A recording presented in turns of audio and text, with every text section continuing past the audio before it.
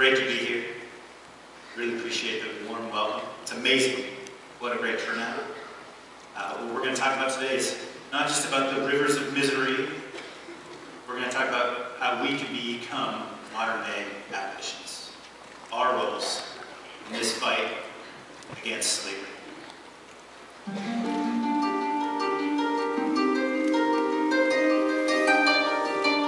When I was little, I had big dreams.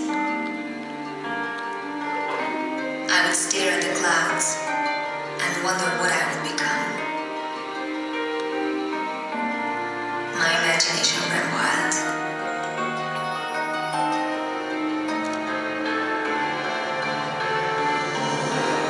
One day, a man came promising a better life far away.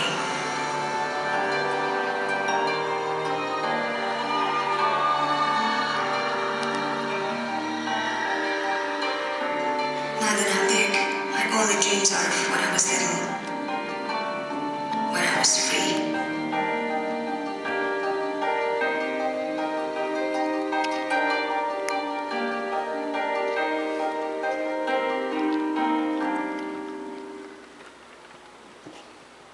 It's easy to get kind of locked behind the numbers, 27, 30 million.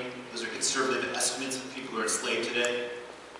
$32 billion a year industry that trade in flesh and human beings. So that can become a block, right? How often do we get bombarded with all the negative things that are happening in our world? We can't get stuck there. If we do, we're all in big trouble. Not just those who are enslaved, we are too, because we know that our calling must be to be with those who are enslaved today. So that's what we are. And I love how Roger opened up. Absolutely, this is not a movement of sociologists. My background, by the way. It's not just a movement of business people. Okay, that's also my background. It's not just psychologists, it's not just, you know where I'm going with this. This is a movement for all of us. It's the ultimate interdisciplinary movement. It requires all of us to stand together and move forward, linked together to fight slavery today. And you may not know it now, but you're an abolitionist. Did you know that? Anyone here know that they're an abolitionist? There we go. We got some here. By the time you leave, we all hope, you will realize that you are an abolitionist. Now I want to tell a story of a woman named Trunam. See, Trunam was an artist. She was not an abolitionist, she was an artist. She lives in Thailand. She was in Chiang Mai, and she would leave her house every single day and walk across the city to her art studio. And she'd always see kids out on the street. She would wonder, why are the kids out on the streets? So she started to engage with them and talk with them. And for literally a year, just by talking with them, she did not even begin to understand why they were on the streets. And it wasn't until she used her own gift, just being an artist, that she took a canvas and paints, and she went out and she worked with the kids, and she said, just paint, have fun. And to her horror, she realized through the painting, some of the most horrific images started coming out on canvases. How could these young kids, as young as 5 years old, know about these types of things? A depth of exploitation that we wish upon knowing. And that's how she learned. Many of these kids weren't from Thailand.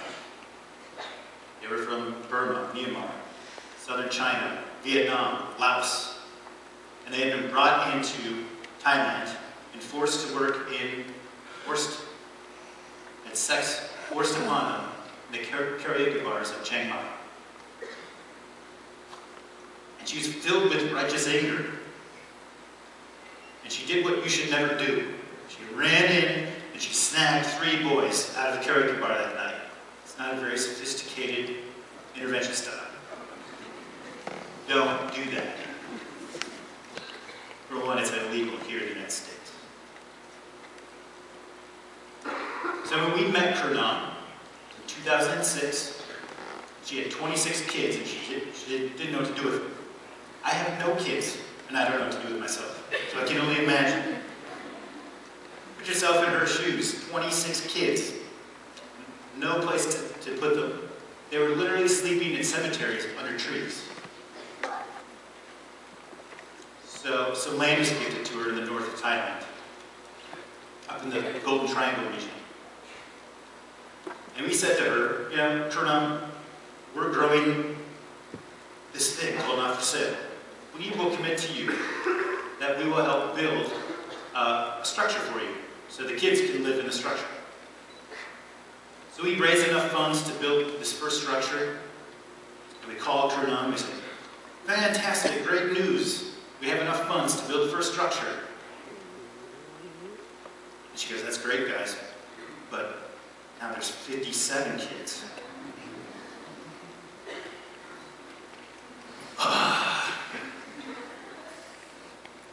We need to get some more family and friends to help raise some more funds for a second building. So we did that. We extended our family and friend network. We twisted some arms. We called Kernan. We said, great news. There's 56 kids. We now have 2 buildings. She said, that's great, guys. Now I have over 90 kids. Oh. Well, that's what this movement is about. It's about extending that network of family and friends.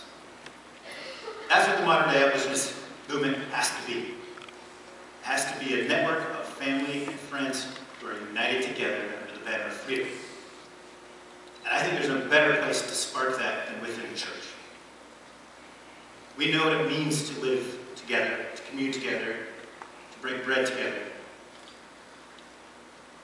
Today there are over 156 kids in northern Thailand. And I'm really happy to tell you that 4 of them just graduated from university.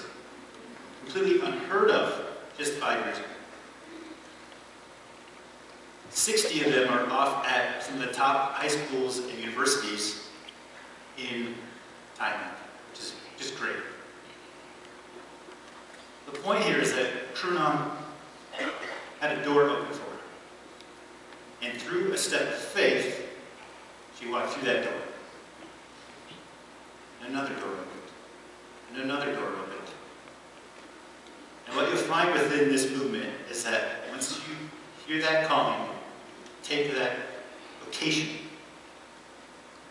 that each door continues to multiply by 10, and 100, and 1,000. I have no doubt that there's favor upon this movement. It's incredible.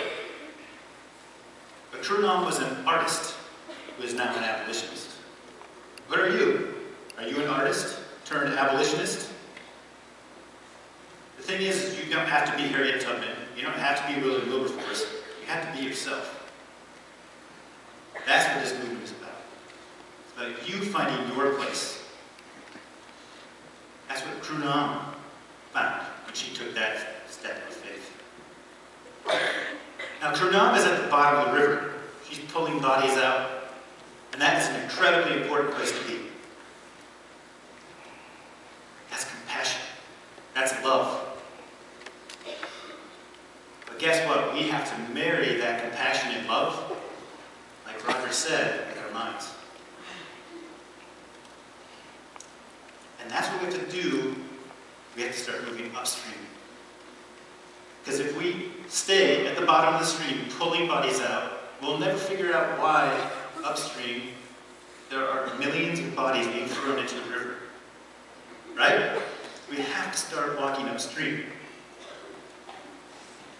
So that's what we're attempting to do at Not For Sale. This is Mariana.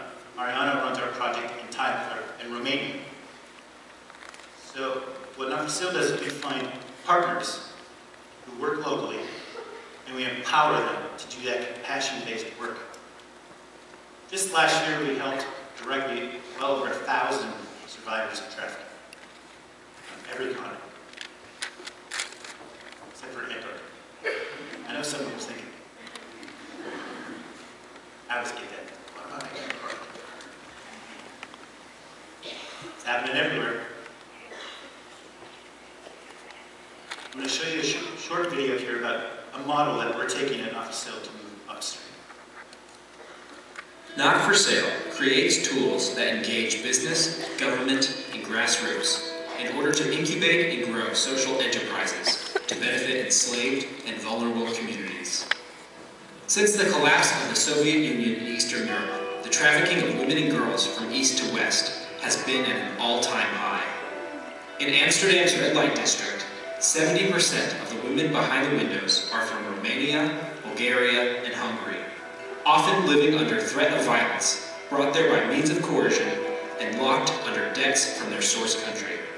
To address this underground supply chain of human beings, Not For Sale provides survivors of slavery with psychological counseling, legal services, education, job training, and reintegration programs. These resources empower their survivors and help to free them from cycles of exploitation. But aftercare alone is insufficient. To eliminate sex slavery in Amsterdam, abolitionists must address the root causes. For example, the lack of job opportunities for young women in Eastern Europe. Young women, especially those who are poor, uneducated, or stigmatized, often struggle to find work in Eastern Europe. Such women frequently fall victim to the scams of organized trafficking networks. For 2 days, Not For Sale assembled world leaders in government, culture, and business at the Montara Circle, Amsterdam. We asked them to strategize ways to create jobs for people vulnerable to slavery in Eastern Europe. There are more slaves in the world today than at any other point in human history. Men, women, and children, forced to toil in the rug-loom sheds of Nepal, break rocks in the quarries of Pakistan, sell their bodies in the brothels of Rome, and fight wars in the jungles of Africa. Solving a global crisis will take more than a single answer. To re-abolish slavery, we will need sustainable solutions in specific regions that can successfully be replicated across the globe. To design these world-changing models, we will need the minds of the best and the brightest, convening together from every sphere of society. This is the Montara Circle. Not For Sale begins by targeting a specific region of the globe where human trafficking is rampant and unstoppable, and deploys its expertise on the ground to develop 65% of the solution. Then we get down to business.